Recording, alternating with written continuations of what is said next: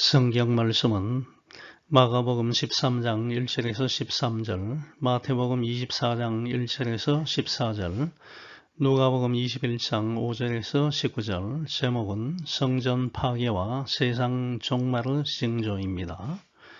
마가복음 13장 1절, 예수께서 성전에서 나가실 때 제자 중 하나가 이르되 선생님이여 보소서, 이 돌들이 어떠하며 이 건물들이 어떠하니이까?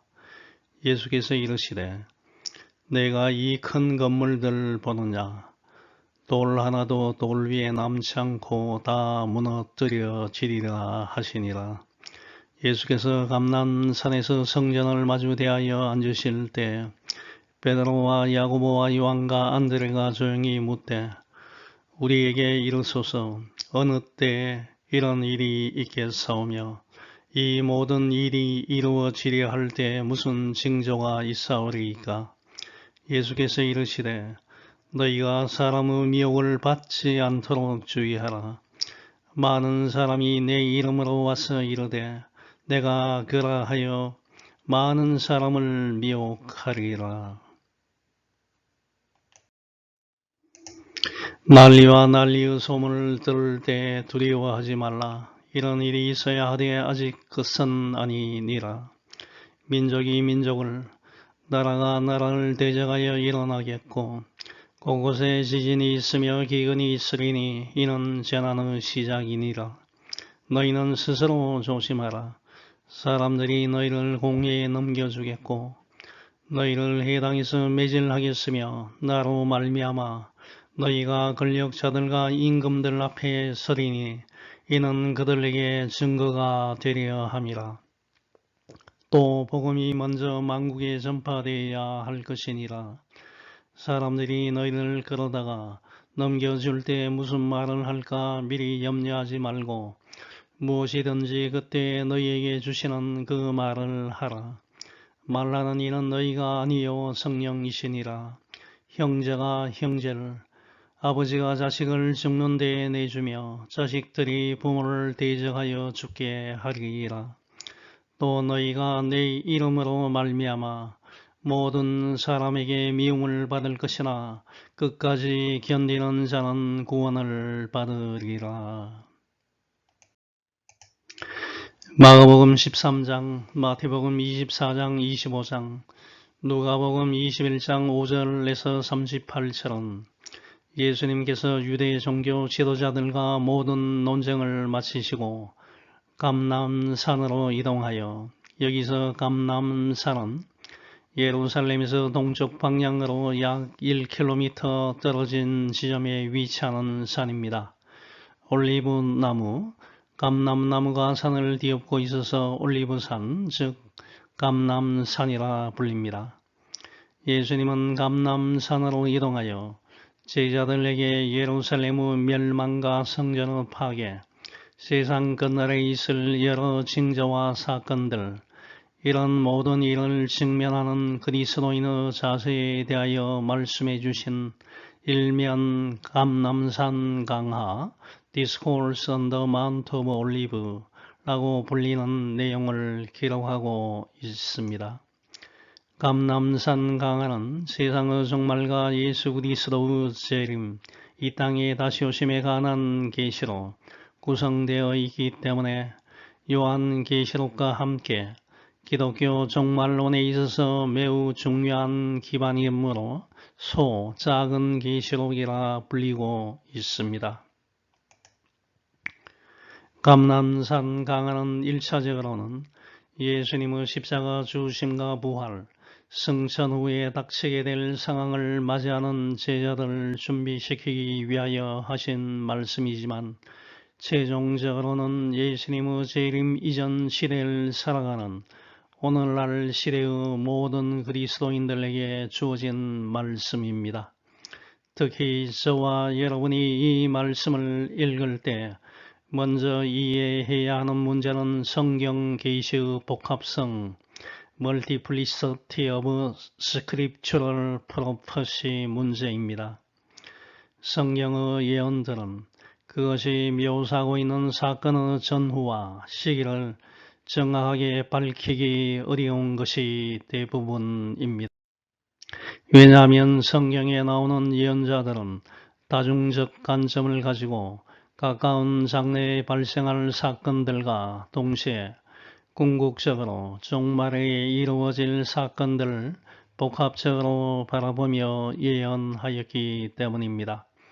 예수님은 미래에 대한 복합적 관점을 가지고서 가까운 장래에 이루어질 예루살렘의 멸망과 미래의 역사의 종말에 이루어질 일들을 동시에 바라보며 예언의 말씀을 하셨던 것입니다. 마가복음 13장 1절에서 4절, 마태복음 24장 1절에서 3절, 누가복음 21장 5절에서 7절은 예수님께서 성전에서 나와서 감람산으로 이동하는 중에 제자들이 화려하고 웅장한 성전 건물을 가리켜 보이자 예수님께서 예루살렘 성전이 돌 하나도 돌 위에 남지 않고 다 무너진다는 예루살렘 성전이 파괴될 것을 예언하셨고, 예수님께서 감람산 위에 앉으셨을 때 제자들이 성전이 언제 파괴되고 예수님께서 언제 재림하시고 세상의 끝, 종말의 징조에 대하여 질문한 내용이기 때문에 엄격하게 말하면 이 성경 구절은 예수님께서 감람산 강화를 주시게 된 직접적인 계기가 된 감람산 강화의 도입부 역할을 한 부분입니다. 실질적으로 예수님의 감람산 강화는 마가복음의 경우에는 13장 5절부터 시작되고 마태복음의 경우에는 24장 4절부터 누가복음은 21장 8절부터 시작됩니다만 일반적으로 도입부를 감람산 강화에 포함시키고 있습니다. 예수님께서 이 세상 종말의 징조로 제시하신 것은 크게 네 가지입니다. 첫 번째, 거짓 그리스도가 출현하여 사람들을 미혹한다는 것입니다. 두 번째, 전쟁, 기근, 지진, 전염병이 발생한다는 것입니다. 세 번째, 그리스도인들에 대한 박해와 거짓 선지자들의 출현과 불법이 성행한다는 것입니다. 네 번째, 모든 민족에게 복음이 전파된다는 것입니다. 이 중에서 처음 두 가지인 거짓 그리스도가 출현하여 사람을 미혹하고 전쟁과 기근과 지진과 전염병이 발생하는 것은 세상 종말의 초기에 발생하는 징조이고, 그리스도인들에 대한 박해와 거짓 선지자들의 출현과 불법 성행, 모든 민족에게 복음이 전파되는 것은 세상 종말의 후기에 발생하는 징조입니다. 오늘 본문 말씀인 예루살렘 성전 파괴와 종말의 징조들에 관한 말씀은 마가복음 13장 1절에서 13절, 마태복음 24장 1절에서 14절, 누가복음 21장 5절에서 19절에 기록되어 있습니다. 예수님은 이러한 모든 종말의 징조가 나타나는 것은 단지 재난의 시작에 불과하며 세상의 끝이 아니라고 말씀하셨습니다. 저와 여러분은 이러한 징조가 나타날 때 마치 세상 끝이 온 것처럼 우왕좌왕할 것이 아니라 차분히 맡은 바 사명을 다하면서 대비해야 합니다. 오늘 본문 말씀을 통하여 항상 영적으로 깨어있는 생활을 하기로 작정하는 시간이 되면 좋겠습니다. 첫 번째, 그리스도인은 외형보다는 본질을 바라보아야 합니다. 마가복음 13장 1, 2절, 마태복음 24장 1, 2절, 누가복음 21장 5절, 6절은 예루살렘 성전을 바라보면서 예수님과 제자들이 나눈 대화입니다. 마가복음, 마태복음, 누가복음을 보면 저자들의 강조점에 따라 조금씩 다르게 언급한 것을 알 수가 있습니다. 이것은 복음서 저자들이 예수님께 질문한 사람은 한 명이 아니고 여러 명인데 그 중에서 치사 선택하여 기록하였기 때문입니다.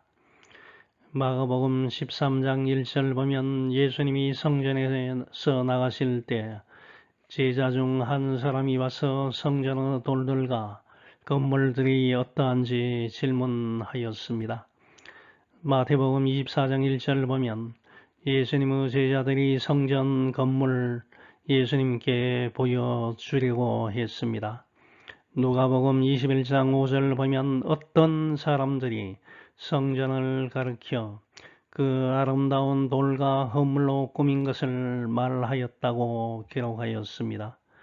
이것을 종합하면 제자들이 성전 밖으로 나와서 성전의 외적 아름다움을 다시 보게 되자 조금 전에 예수님께서 예루살렘 성전이 멸망할 것이라고 하신 말씀이 생각나서 왜 이렇게 아름다운 성전이 파괴되는지를 걱정하여 예수님께 성전이 아름답다는 것을 강조하였던 것입니다. 마가복음을 보면 제자 중 한 사람이 예수님께 선생님이여 보소서 이 돌들이 어떠하며 이 건물들이 어떠하니까 라고 질문하자 예수님은 그에게 너는 이 큰 건물들 보고 있느냐? 여기에 돌 하나도 돌 위에 남지 않고 다 무너질 것이다 라고 대답하셨습니다. 제자들은 성전의 화려하고 웅장한 모습을 예수님께 보여주고 싶었으나 예수님은 그 성전 건물이 돌 하나도 제 위치에 얹혀 있지 않고 철저하게 파괴될 것이라고 말씀하셨습니다. 누가복음 21장 5절 보면 어떤 사람들이 성전을 가리켜 그 아름다운 돌과 헌물, 기프트, 데리케이티드 투가 성전에 바쳐진 물건으로 꾸민 것을 말하였다고 기록하고 있습니다. 마태복음 24장 1절 보면 예수님께서 성전에서 나와서 가실 때 제자들이 성전 건물을 가리켜 보였다고 말하고 있습니다. 즉 제자들은 성전 건물의 화려함과 정교하게 맞물려 있는 돌들의 경감과 우아한 모습에 감탄하여 예수님께 보여주고 싶어 했습니다. 이 당시 예루살렘 성전은 제3성전이라 불리는 헤롯 성전이었습니다. 헤롯 왕이 정치적 목적으로 건축하였습니다. 헤롯 왕은 유대인이 아니고 이두메, 곧 에돔 족속으로서 유대인의 왕이 되었기 때문에 항상 그에게는 정통성의 시비가 있었습니다. 그리하여 헤롯은 유대인의 관심을 사기 위하여 엄청난 돈을 들여서 성전을 화려하게 건축하였습니다. BC 19년에 성전을 착공하여 82년이라는 공사기간을 거쳐서 AD 63년에 성전을 완성했습니다. 예수님께서 이 성전이 파괴될 것이라고 예언할 당시에는 아직 성전이 완공되지 않았습니다. 성전을 착공한 지 약 50년 되는 해로서 성전 본체와 뜰 마당이 완공되었고 외벽 공사가 한창 진행될 때였습니다. 직접 성전을 목격한 바 있는 유대 역사가 요세푸스 기록에 의하면 당시 성전은 백색 미석으로 되어 있으며 돌을 서로 엇갈려 쌓아서 멀리서 보면 마치 성벽에 파도가 치는 것 같이 아름다웠다고 합니다. 주시돌 하나의 크기는 가로 약 11.4m, 세로 3.7m, 높이가 5.5m이었고 도로 전면은 멋있고 화려한 그림들로 조각되어 있었다고 합니다. 로마 역사가 타키투스는 예루살렘 성전은 황금으로 장식된 백색 대리석의 거대한 상과 같다고 찬사를 보내었습니다. 이와 같이 헤롯 왕이 성전을 화려하고 웅장하게 치장하기 위하여 이루 말할 수 없는 정성을 들였습니다. 착공한 지 50년이 되어도 완공하지 못하고 있었던 것입니다. 성전을 화려하게 치장하는데 모든 정성을 기울이는 것은 이방 종교의 특징입니다. 유대인들에게 있어서 성전은 하나님께서 임재하시는 상징적인 처소이며 그들에게는 큰 자랑거리이었습니다. 예수님을 만나기 전에 갈릴리 호수에서 고기를 잡고 살았던 제자들이 이렇게 화려한 예루살렘 성전을 보고 경탄을 금치 못했던 것입니다. 그러나 이 성전을 보시는 예수님의 관점은 제자들과는 완전히 달랐습니다. 예수님은 성전 건물의 겉모습이 아니고 그 성전의 본질을 보셨습니다. 현재의 모습이 아니고 장차 있을 최종적인 모습을 보시고는 강도 굴혈과 같이 되어 더 이상 하나님께서 임재해 계시지 않는 성전을 보시고는 이 성전이 철저하게 파괴될 것을 예고하신 것입니다. 하나님이 임재하지 않는 화려하고 웅장한 성전은 더 이상 성전의 기능을 할 수 없고 남은 것은 오로지 철저하게 파괴되는 것밖에 없습니다. 파괴되지 않고 버려지는 돌이 하나도 없을 만큼 철저하게 파괴된다는 것입니다. 아름다운 돌로 지어진 웅장하고 견고한 성전 건물을 바라보면서 그 외형 규모와 영광이 도취되어 있는 사람들에게 예수님은 하나님이 임재하지 않는 성전은 아무런 가치가 없고 파괴될 수밖에 없음을 예고하셨던 것입니다. 예수님의 이 예언의 말씀은 AD 70년 로마의 9대 황제인 베스파시아 누스의 아들이며 나중에 10대 로마 황제가 된 티투스가 이끄는 로마 군대에 의하여 돌 하나도 남지 않고 철저하게 파괴되었고 오늘날 이 파괴된 성전태에는 황금동 모스크 사원이 세워져 있습니다. 하나님께서 로마 군대를 이용하여 성전을 철저히 파괴해버린 것은 세속적인 관점에서 보면 로마 제국의 섭정에 반란을 일으킨 유대인들에게 대한 로마 군대의 보복 응징이었지만 영적인 관점에서 보면 성전이 더 이상 성전의 기능을 하지 못하고 강도 굴혈로 변해버린 성전에 하나님께서 떠나버리고 껍데기 건물만 남았다는 것입니다. 또 다른 의미로 성전이 파괴되었다는 것은 성전에서 이루어지는 구약시대 때 제사장이 백성의 죄를 속하기 위하여 매번 속죄의 제사를 드리는 것이 더 이상 필요 없다는 것을 보여줍니다.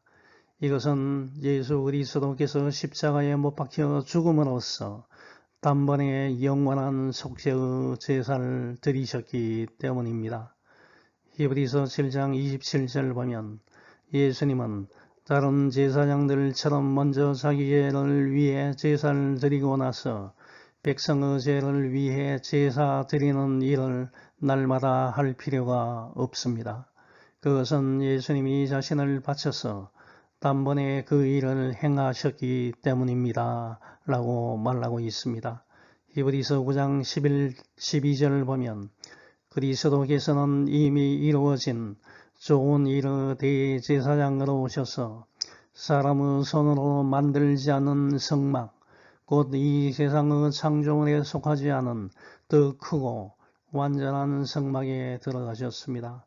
그리고 염소나 송아지의 피가 아닌 자기 피를 가지고 단 한 번 지성소에 들어가셔서 우리의 영원한 구원을 획득하셨습니다. 라고 말하고 있습니다. 히브리서 10장 17, 18절을 보면 성령님은 그들의 죄와 악한 행동을 내가 다시는 기억하지 않을 것이다 라고 하셨습니다. 이런 죄와 악한 행동을 용서받았으므로 다시는 죄를 위한 제사가 필요 없게 되었습니다. 라고 말하고 있습니다. 그러므로 그리스도인은 예수 그리스도를 신앙의 중심으로 삼고 살아야지 화려하고 웅장한 교회 건축물을 지으려고 하거나 이 세상의 소망을 두고 세상 속에서 기쁨과 편안함을 찾으려고 해서는 안 되는 것입니다. 교회 건물을 잘 건축하였다고 사람들은 신앙이 성장하는 것이 아닙니다.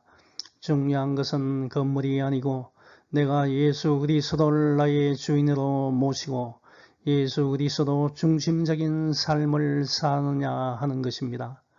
여러분들은 사물이나 사람을 볼 때 그 물체나 사람의 외형이 아니고 그 물체와 그 사람의 본질과 궁극적인 모습을 볼 수 있는 영적인 눈을 가지도록 애쓰시기 바랍니다. 두 번째, 복음이 온 세상에 전파될 때 세상의 끝이 옵니다. 마가복음 13장 4절, 마태복음 24장 3절, 누가복음 21장 7절을 보면 예수님께서 감람산에 올라앉으셨을 때 제자들 베드로, 야고보, 요한, 안드레가 조용히 와서 언제 예루살렘 성전이 파괴되는 일이 일어나겠습니까? 또 예수님께서 정치적 메시아로서 유대의 왕좌에 앉으시려고 오신 것과 세상이 끝날 때의 징조가 무엇입니까? 라고 질문하였습니다. 이 당시에 제자들에게 세상의 끝이라는 것은 이 세상 모든 것의 끝이 아니고 단순히 예루살렘 성전이 파괴되고 예루살렘이 멸망하는 것을 의미하였습니다. 그러므로 제자들은 예수님께서 정치적 메시아로 등극하는 시점과 성전이 파괴되고 예루살렘이 멸망하는 시점을 각해 동일하게 생각하였고 이러한 일이 일어나는 때의 징조를 질문한 것입니다. 하지만 제자들은 생각과 달리 예수님은 자신이 재림주로 이 땅에 오시고 세상의 끝은 단순히 성전이 파괴되고 예루살렘이 멸망되는 것만을 의미하지 않고 온 우주적 멸망과 심판의 때라는 뜻으로 말씀하신 것입니다. 예수님은 예루살렘 멸망과 인류 역사의 종말과 재림이라는 두 가지 역사적 사실을 염두에 두고 말씀하신 것입니다. 제자들이 이렇게 조용히 은밀하게 예수님께 질문한 이유는 이렇게 화려하고 견고하게 건축되고 있는 성전이 돌 위에 돌 하나도 남지 않고 완전하게 무너지게 된다는 예수님의 말씀을 듣고 제자들은 심한 충격을 받고 놀라서 공개적으로 질문하지 못하고 은밀하게 즉각적으로 예수님께 나와서 질문을 한 것입니다. 제자들의 질문에 대하여 예수님은 너희가 사람의 미혹을 받지 않도록 속지 않도록 주의하라. Watch out that no one deceive you 라고 말씀하셨습니다.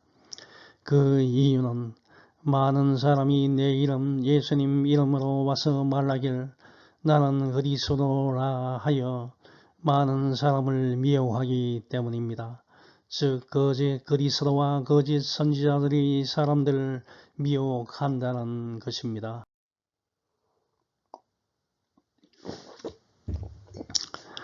거짓 그리스도의 주례는 종말의 때를 알리는 가장 직접적인 징조가 되고 교회와 그리스도인들에게 가장 큰 피해를 줄 수 있기 때문에 주의해야 한다는 것입니다. 누가복음 21장 8절을 보면 거짓 그리스도가 출현하면 가장 먼저 외치는 것이 내가 그리스도이다. 때가 가까이 왔다. 라고 말한다는 것입니다. 사실 이러한 메시지는 그리스도인들을 미혹하는 데 가장 효과적입니다. 그리스도인들은 심리를 잘 알고 있는 사단의 하수인 거짓 그리스도인들은 이러한 메시지를 사용하여 교회를 혼란에 빠뜨리고 그리스도인들을 미혹하는 것입니다. 교회사를 보면 초대교회부터 지금까지 교회를 어지럽히고 혼란에 빠뜨린 자들은 바로 예수 그리스도의 이름으로 접근하는 거짓 그리스도와 거짓 교사들이었습니다. 이 사람들은 자신을 가장 경건하고 지혜로운 모습으로 가장하고 이적을 행하고 그럴듯한 말로서 복음을 변질시켜 그리스도인들을 미혹하는 자들입니다. 이런 거짓 그리스도에게 미혹되지 않기 위해서는 성경 말씀을 통하여 재림과 종말에 관한 진리, 예수 그리스도가 어떤 분이신지, 올바른 계시와 이적이 무엇인지를 확실하게 알고 있어야 합니다. 왜냐하면 이런 거짓 그리스도는 성경 말씀과 완전히 동떨어진 허황된 선전을 하는 것이 아니고 이적이나 계시, 환상과 같은 신기로운 일들을 보여주거나 혹은 성경 구절을 근거로 하여 교묘한 속임수로 사람들을 미혹하기 때문입니다. 2018년 2월 미국 뉴저지 체리힐 교회에서 수십 년 동안 목회하고 뉴저지 교회 협의회 회장을 역임한 이모 목사님이 이단에 빠져 한국으로 귀국하였다가 시신으로 발견된 사건이 SBS 그것이 알고 싶다는 방송에 강변의 미스테리, 가평 목사 부부 사망 실종 사건이라는 제목으로 방영되어서 충격을 준 일이 있습니다. 4대째 기독교 집안 출신인 이 목사가 거룩한 무리라는 이단에 빠져서 교회를 팔고 한국에 귀국한 후 3년 만에 변사체로 발견되었고 그의 부인도 실종 상태라는 것이었습니다. 이 목사를 잘 아는 목회자들과 교인들은 어떻게 이단에 빠졌는지 황당하고 이해가 되지 않는다 라고 말하면서 엄청난 충격을 받았다고 진술하였습니다.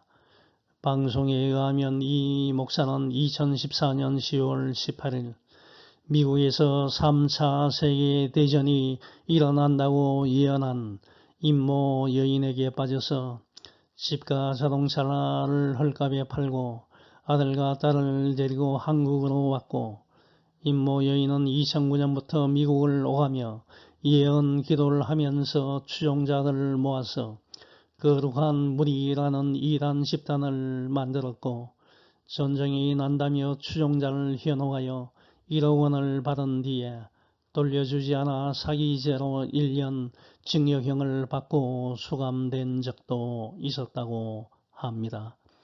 초기에 이 목사는 임여인을 경계했지만 자신이 젊었을 때 겪은 영적 체험을 임여인이 비슷하게 알아내자 임여인에게 빠져든 것으로 알려졌다고 합니다. 이와 같이 교회 목회자도 거짓 그리스도에게 미혹받아서 비참하게 삶을 마감하기 때문에 저와 여러분은 미혹되지 않도록 특별히 주의해야 합니다. 성경에도 거짓 그리스도의 이름이 나오고 있습니다. 사도행전 5장 36절을 보면 드다가 나타나 자기가 대단한 인물이라고 떠들자 약 400명의 사람들이 그에게 모여들더니 그가 죽음을 당하자 그를 따르던 사람들이 흩어지고 말았습니다. 사도행전 5장 37절에는 갈릴리 사람 유다가 나타나 사람들을 깨어 자기를 따르게 하였으나 그도 죽고 따르던 사람들도 흩어지고 말았습니다. 사도행전 21장 38절에는 4,000명의 자객을 이끌고 광야로 나갔던 이집트인이 있습니다. 통계에 의하면 자칭 그리스도, 재림 예수라 하는 거짓 그리스도가 전 세계적으로 약 300명 있고 한국에도 약 80명 정도 있다고 합니다. 이런 거짓 그리스도인들이 있다는 사실은 종말이 임박했다는 것이고 종말이 다가올수록 이런 종류의 사람들이 더욱 많이 등장하게 될 것이므로 저와 여러분은 미혹되지 않도록 주의해야 합니다. 사도 바울은 갈라디아 여러 교회들에게 편지를 보내었는데 갈라디아서 1장 6절에서 9절을 보면 여러분이 그리스도 은혜로 여러분을 부르신 하나님을 그처럼 쉽게 저버리고 다른 복음을 따르다니 정말 놀라지 않을 수 없습니다. 사실 다른 복음이란 있을 수가 없습니다. 다만 어떤 사람들이 여러분을 혼란 가운데 빠뜨리고 그리스도의 복음을 변질시키려는 것에 지나지 않습니다.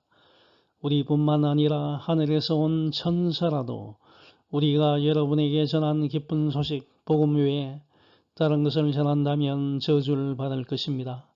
우리가 전에 말한 대로 내가 다시 말하지만 누구든지 여러분이 이미 받은 복음 외에 다른 것을 전하면 저주를 받을 것입니다.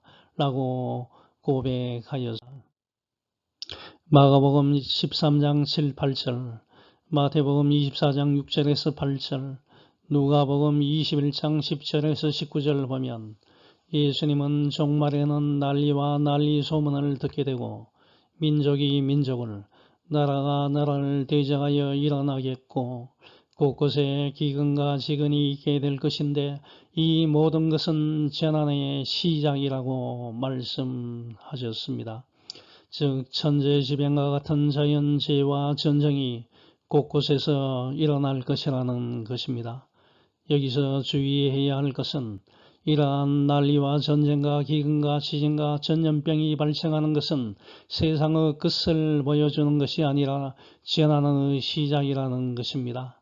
하지만 거짓 그리스도와 이단들은 이런 재난의 소식을 전하면서 세상의 끝이 왔다고 사람들에게 불안과 공포심을 심어놓고는 자신들이 원하는 대로 사람을 조종하여 온갖 종류의 제약과 불법을 자행한다는 것입니다. 그리스도인들은 이러한 재앙이 들려올 때 무작정 두려워하고 남태평양 조용한 곳으로 이민 가야 한다고 소란을 떨지 말고 이제 종말의 때가 가까이 오고 있구나 라고 생각하고 더욱 자신에게 주어진 일과 사명에 최선을 다해야 합니다. 이런 재앙은 세상의 끝이 아닙니다. 재난의 시작이기 때문입니다. 마가복음 13장 10절과 마태복음 24장 14절 보면 세상의 끝은 전국 복음이 온 세상에 전파되어 모든 민족에게 증언될 때이기 때문에 세상의 끝은 기쁨의 소식이 들릴 때임을 명심하시기 바랍니다. 마가복음 13장 9절에서 13절, 마태복음 24장 9절에서 13절, 누가복음 21장 12절에서 19절을 보면 예수님은 그때 사람들이 너희를 공회에 넘겨주겠고 해당에서 매질하겠으며 나를 인하여 예수님을 인하여 너희가 권력자들과 임금들 앞에 서게 될 것이며 너희는 사람들에게 잡혀 고통을 당하다가 죽을 것이며 나 때문에 모든 민족에게 미움을 받을 것이고 또 많은 사람들이 믿음에서 떠나 서로 배반하고 서로 미워할 것이며 많은 거짓 선지자가 일어나 많은 사람을 미혹할 것이고 불법이 점점 더함으로 많은 사람들은 사랑이 식어질 것이다. 그러나 끝까지 견디는 사람은 구원을 받을 것이다 라고 말씀하셨습니다. 이 세상 종말의 때에 그리스도인들이 예수님으로 인하여 핍박과 고난을 받게 될 것이라는 것입니다. 사실 그리스도인들은 초대교회 시대로부터 지금에 이르기까지 세계 곳곳에서 많은 고난과 핍박을 받아왔고 이것은 종말이 가까이 다가옴에 따라 더욱 심하게 나타날 것이라는 것입니다. 그럼 왜 이러한 일이 나타납니까?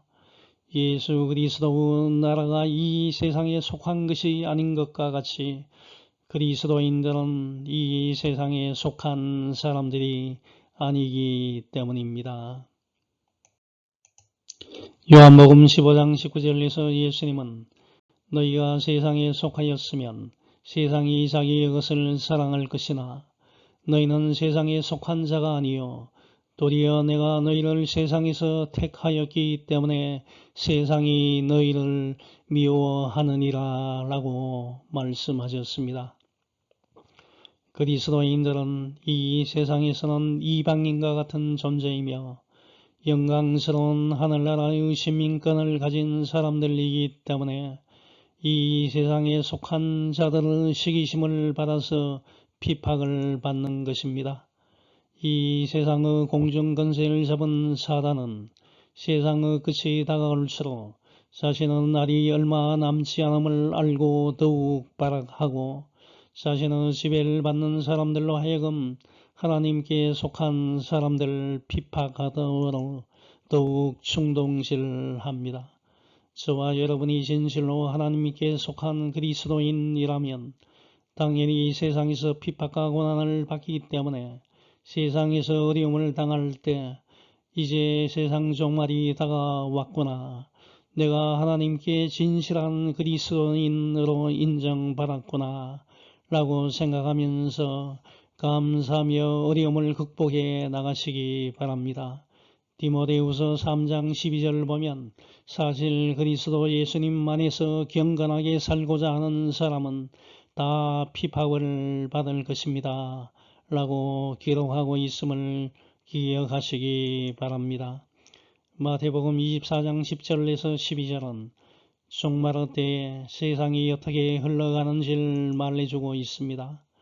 많은 사람들이 믿음에서 떠나 서로 배반하고 서로 미워하고 많은 거짓 선지자들이 일어나 많은 사람을 미혹하겠으며 불법이 성함으로 많은 사람의 사랑이 식어진다는 것입니다. 종말의 때에 많은 사람들이 많은 거짓 선지자들의 유혹에 빠져서 불법과 죄악을 행하게 된다는 것입니다. 종말이 올수록 영적인 환경이 극심한 혼란으로 빠져든다는 것입니다.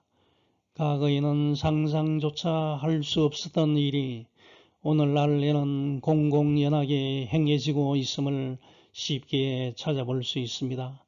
대표적으로 동성연애와 성소수자들이 매년 행사를 벌이는 퀴어 축제와 이를 통하여 차별금지법 제정을 촉구하면서 합법화시키는 경향으로 흐르고 있습니다. 요즘 시대에는 무엇이 옳고 잘못된 것인지에 관하여 알 수 없는 모호한 시대로 바뀌고 있고 정치인들은 표를 준다면 국가 경제가 파탄이 날 지경이 되어도 재난지원금을 주는 세상이 되었습니다. 이런 무질서한 영적 환경에서 그리스도인들은 더욱 각성하여 영적으로 깨어 있어야 하고 그 흐름에 휩쓸려 가서는 안 됩니다. 로마서 12장 2절에서 사도 바울은 여러분은 이 세상을 본받지 말고 마음을 새롭게 하여 변화를 받으십시오. 그러면 하나님의 선하시고 기뻐하시고 완전하신 뜻이 무엇인지를 알게 될 것입니다. 라고 말했습니다. 에베소서 4장 14, 15절을 보면 이제 우리는 사람의 속임수나 간사한 유혹에 빠져 온갖 교훈의 파도에 이리저리 밀려다닐 어린아이가 아닙니다. 오히려 우리는 사랑으로 진리를 말하며 모든 일의 머리 대신 그리스도를 닮아가야 합니다. 라고 말하고 있습니다. 마가복음 12장 10절과 마태복음 24장 14절은 각각 복음이 먼저 만국에 전파되어야 할 것이니라. 이 천국 복음이 온 세계에 전파되어 모든 민족에게 증거가 될 것이니 그제서야 세상이 끝날 것이다 라고 말하고 있습니다. 예수님은 세상의 진정한 것은 복음이 온 세계에 전파될 때라고 말씀하셨습니다. 예수님께서 이 땅에 다시 오시는 재림과 세상의 종말은 난리가 나고 천재지변이 일어나고 난리와 전쟁이 발생한다고 끝이 아닙니다.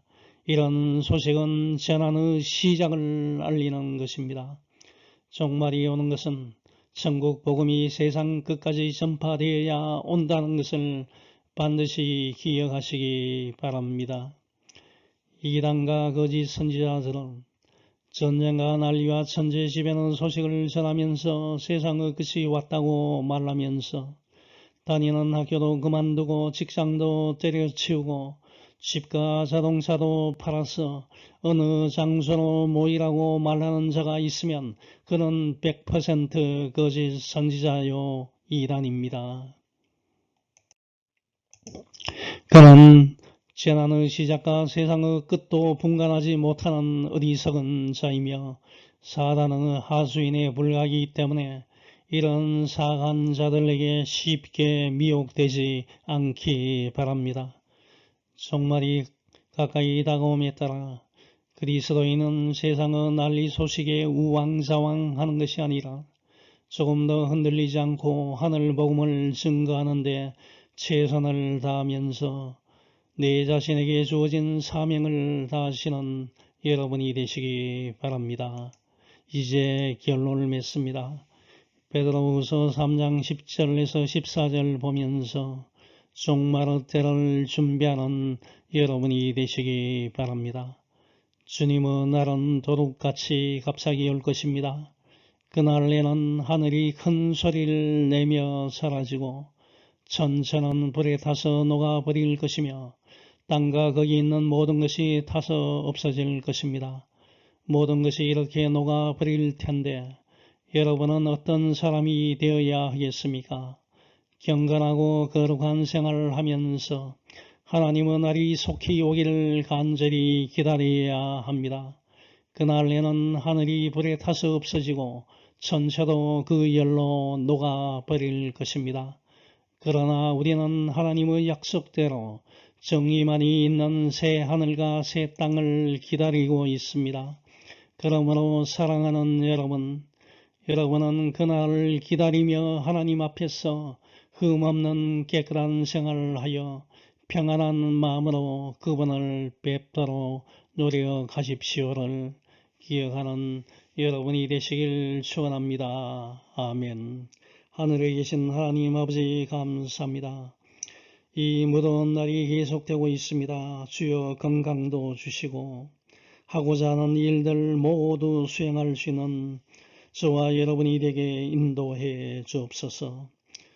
저희는 외형보다는 본질 보게 해 주옵소서. 성전 건물보다는 내가 예수님 중심적으로 사는 삶이 더 중요함을 알게 해 주옵소서. 복음이 온 세상에 전파될 때 비로소 세상의 끝이 옴을 기억하면서 지금부터 깨어 생활하는 저와 여러분이 되게 성령님이 함께 인도해 주옵소서. 모든 말씀 예수님 이름으로 기도합니다. 아멘.